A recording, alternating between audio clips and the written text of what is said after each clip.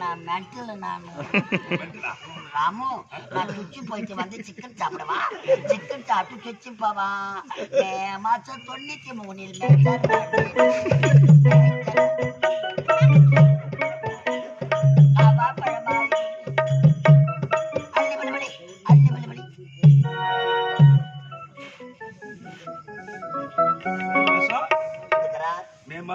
ஜாட்டியை எடுக்கிறார்.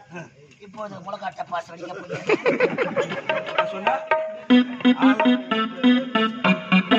பார்த்தா ஒரு பேச்சு ஆளை பார்க்கல ஒரு பேச்சு